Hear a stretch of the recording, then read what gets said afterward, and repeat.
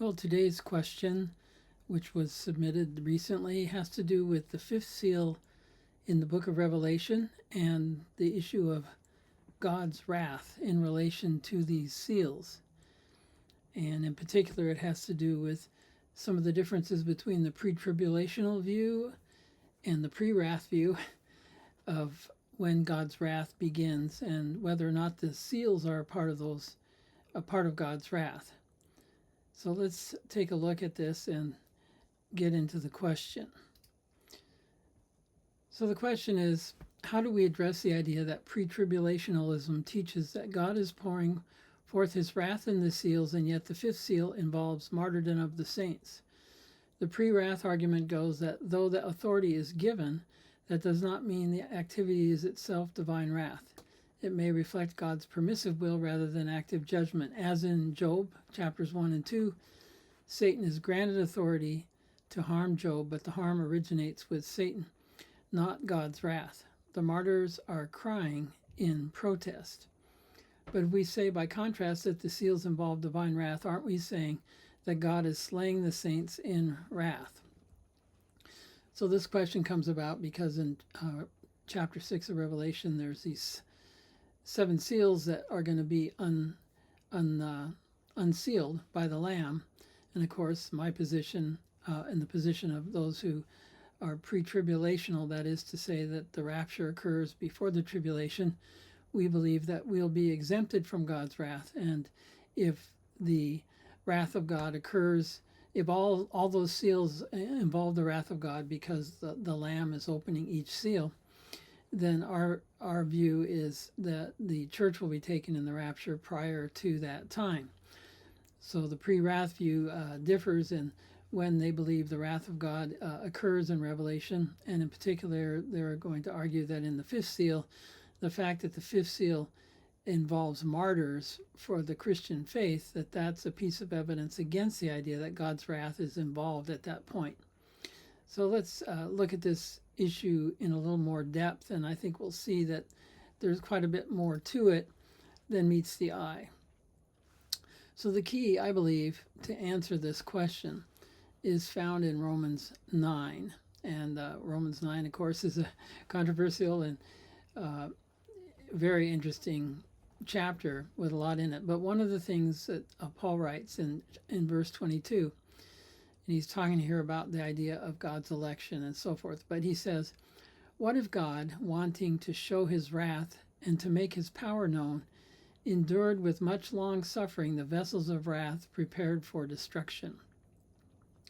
So the principle we see here, and I've highlighted, is that God is going to show his wrath, but the way he's showing his wrath is he's enduring with much long suffering. So he's putting up with behavior that he normally wouldn't necessarily put up with, or at least he could intervene and stop.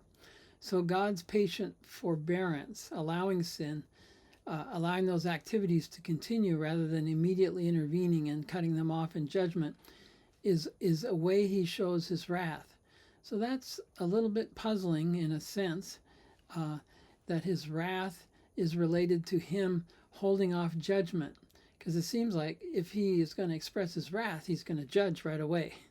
And we'll find out exactly why that is and why that's related to the seal, answering the question of the seals as we go forward.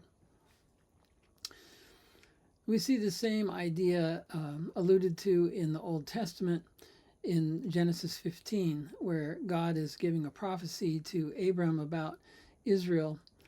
And in verse 15, it says, now as for you, you shall go to your fathers in peace, and you shall be buried at a good old age. But in the 4th generation, they shall return here. Who is that? They being the descendants of Abraham, the Israelites. They shall return here, for the iniquity of the Amorites is not yet complete. Notice there that God is going to judge the Amorites, but he's not doing it yet. Israel is going to go off and be in bondage in in Egypt for a long period of time. And then only then, when he brings them out of Egypt, is he going to have them overthrow the various Canaanites and ites that are in the promised land. And part of that purpose of him bringing them into the promised land is to judge the godless peoples that have rejected God, that are living there in that region. So in this, we see some of this principle again, that God is purposely delaying judgment, in this case by Israel, upon the Amorites in order that their iniquity may become complete. So what does it mean for their iniquity to become complete? Well, being omniscient, God knows the depths of their ultimate depravity, right? He knows he knows when the train's going down the track, what kind of train wreck there's going to be at the end. But he purposely delays and allows it to fully flower. And this is one of these areas that biblical truth challenges our preconceptions of God and what he reveals in the scriptures.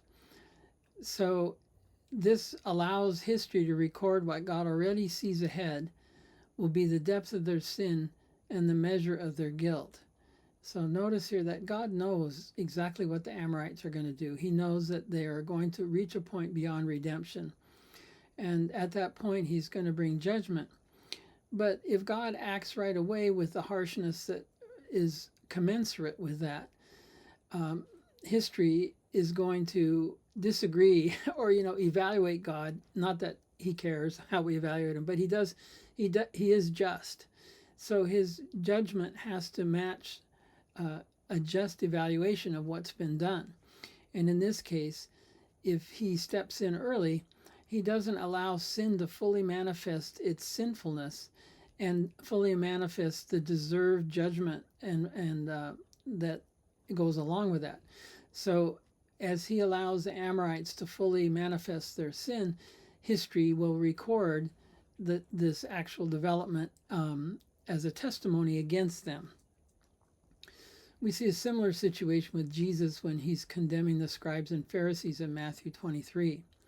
In verse 31, he's speaking to the scribes and Pharisees, and he says, "Therefore, you are witnesses against yourselves that you are sons of those who murdered the prophets." And he says, "Fill up then the measure of your father's guilt." So this is an interesting passage. Notice that the fathers murdered the prophets, and this was some measure of guilt. But Jesus is adding to that guilt. He's saying that the sons of the prophets here, the scribes and Pharisees, in their opposition of their own Messiah and eventually his crucifixion, they're following in the footsteps of the fathers, and they're filling up the guilt or filling up the measure of the father's guilt. So there again, there's this idea that there's some guilt, but it's not fully developed yet.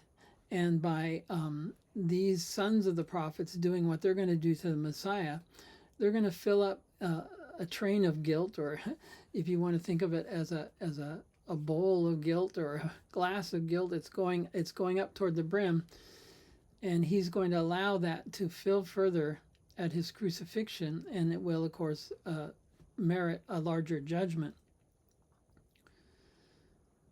So we see this idea of God holding off in patience and allowing perversity to manifest also in Romans 1. And this is an interesting passage because it, of course, is very closely related to the things we see going on today. And starting in verse 18, Paul reveals that the wrath of God is revealed from heaven against all ungodliness and unrighteousness of men. Notice there, the wrath of God is revealed. And he goes on to say that professing to be wise, these people became fools.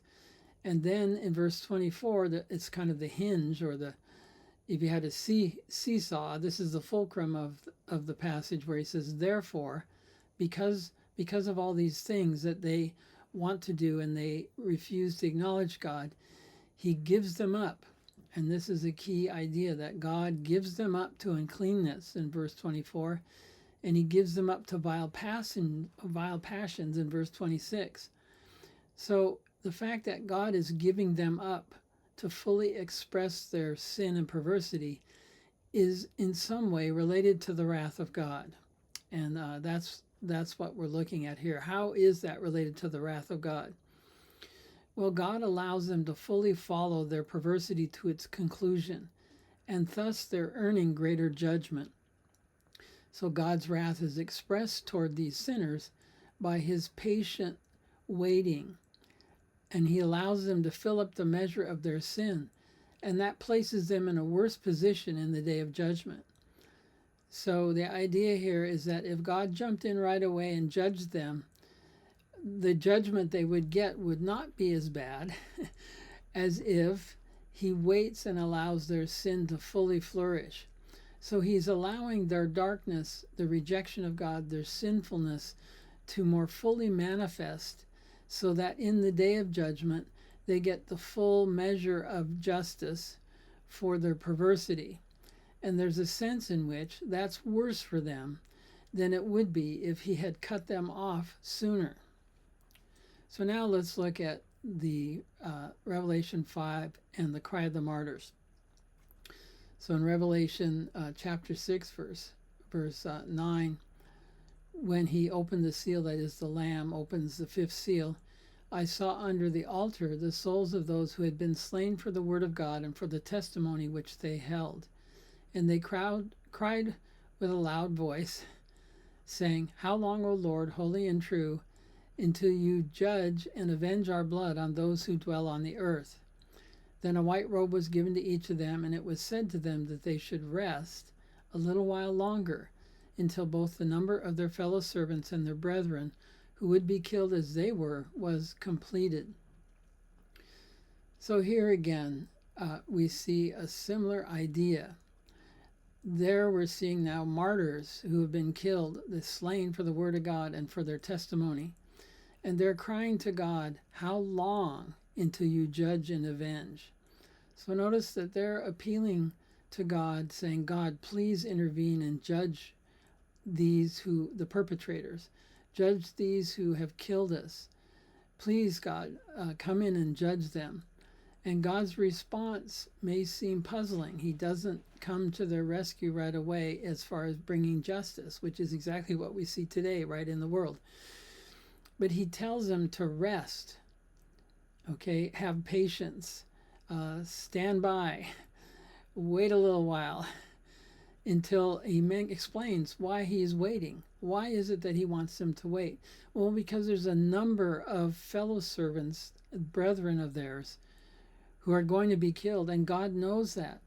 In his omniscience, he sees down the road, and he knows that as bad as it is right now with all these martyrs in the fifth seal, that it's going to be worse.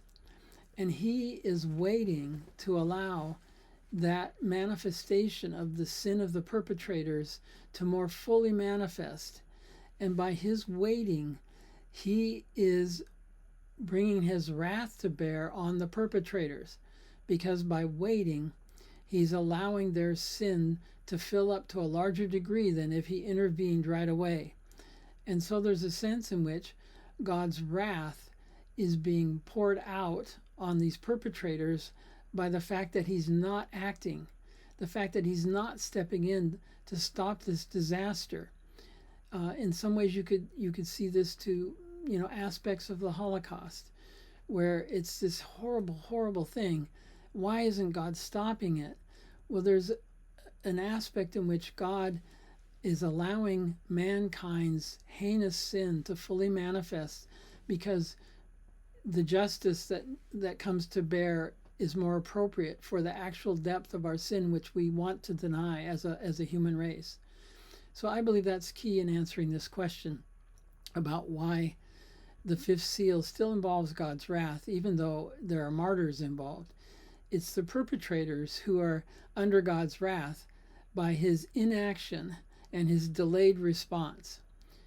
So I hope that helps look at this in a way that you can understand how this can still be a part of God's wrath, which I believe it is, because all the seals and everything that comes out from under the seals is at the hand of God.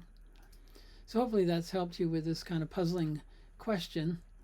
And, the seals and the trumpets and the bowls are all related ultimately to God's wrath. The bowls, of course, are the final culmination, but they're the continuation of what begins in Revelation 4, essentially, where the Lamb qualifies to open the scrolls and set in motion this entire period of time.